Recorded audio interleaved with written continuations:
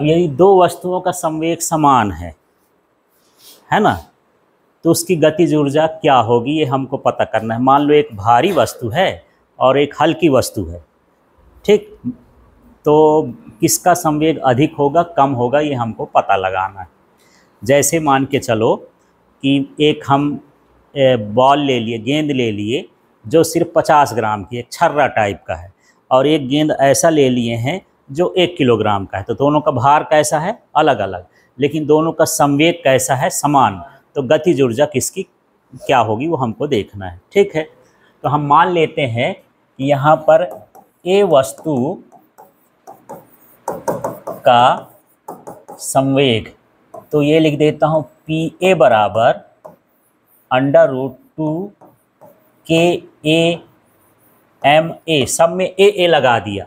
इसका मतलब ये है कि ये जो पहली वस्तु होगी उसका संवेग P, उसका गतिज ऊर्जा K और द्रव्यमान M है, ठीक। ये वस्तु का नाम है, यहाँ A लिख दिए हैं तो A 1 लिख देते तो 1 1 हो जाता, जैसा भी आपको सरल पड़े, ठीक।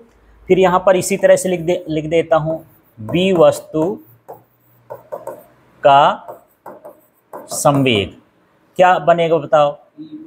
हाँ, PB बराबर √2 KB और ये है MB। बस इनको नीचे नीचे लिखना है, बराबर में नहीं लिखना, छोटा सा लिखना है, ठीक।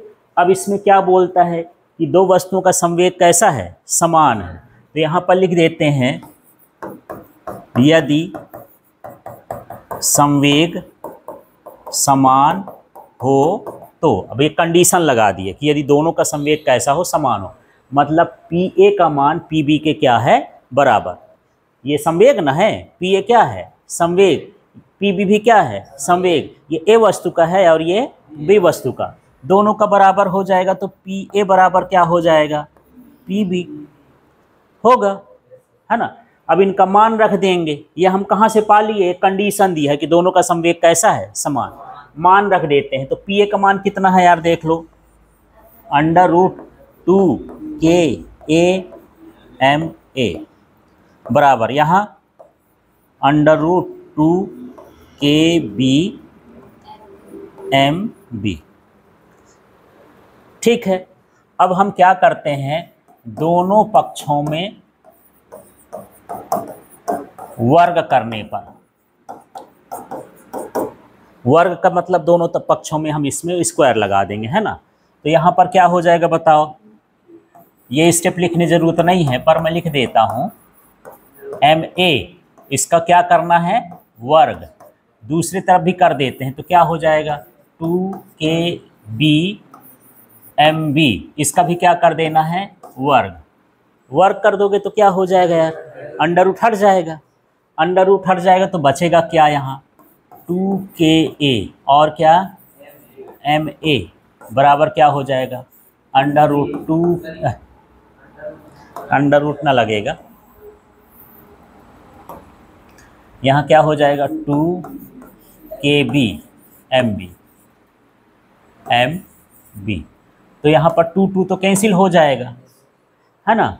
अब K एक गतिज ऊर्जा को गतिज ऊर्जा के बटे में और द्रव्यमान को द्रव्यमान के बटे में लिखना है ना। द्रव्यमान एक तरफ और गतिज ऊर्जा एक तरफ, क्या आएगा बताओ, KA अपान में क्या हो जाएगा KB, उधर क्या बचा MB अपान क्या है MA। क्या इसका रिलेशन देखो, ये A वाले की गतिज ऊर्जा और ये A वाले का द्रव्यमान, ठीक है। तो जब गतिज ऊर्जा अधिक होगी तो द्रव्यमान कैसा होगा, कम की ज़्यादा, कम हो गया, उल्टा रिलेशन है। A वाले का देखो गतिज ऊर्जा A है ना, और ये बटे में आ रहा है A वाला, मतलब यदि एक बढ़ेगा तो दूसरा क्या होगा, घटेगा, ठीक। इसका मतलब ये है कि यहाँ पर कह सकते हो कि भारी वस्तु की गतिज ऊर्जा क्या होगी, कम होगी, हल्की वस्तु की गतिज ऊर्जा क्या होगी, अधिक होगी। समझ में आया क्या, देखो यदि द्रव्यमान हो गया ज़्यादा, M का मान हो गया ज़्यादा, तो K का मान क्या होगा, कम, मतलब M का मान ज़्यादा हो गया तो हम उसको बोलेंगे भारी वस्तु, ठीक। तो भारी वस्तु का जो गतिज ऊर्जा होता है वो क्या होता है, कम। कब? जब संवेग क्या हो, समान हो। तो जब संवेग समान होगा तो किसकी गतिज ऊर्जा अधिक होगी यार? हल्की वस्तु की, है ना। माने ये समझो कि एक आपको एक हाथ में बड़ा गोला दे दिया जाए और एक हाथ में छोटा गोला दे दिया जाए, किसको तेजी से फेंक लोगे? छोटा। वो ज़्यादा स्पीड से भागेगा, ज़्यादा दूर तक जाएगा, माने उसकी गतिज ऊर्जा क्या होगी, ज़्यादा। तो यहाँ पर यदि संवेग समान हो तो हल्की वस्तु का जो गतिज ऊर्जा है वो कैसा होता है, अधिक होता है। तो यहाँ पर अतः लिख देंगे, अतः क्या समान हो, संवेग समान हो तो हल्की वस्तु की गतिज ऊर्जा कैसी होती है, अधिक होती है।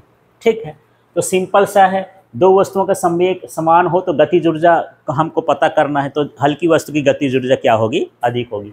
तो एक बार ए वस्तु का संवेग निकालेंगे, बी वस्तु का निकालेंगे, फिर दोनों का समान है तो ये रख देंगे। इस तरह से हल करके यहाँ तक निकालना है और लास्ट में लिख देना है, अतः संवेग समान हो तो हल्की वस्तु की गतिज ऊर्जा क्या होगी, अधिक होगी।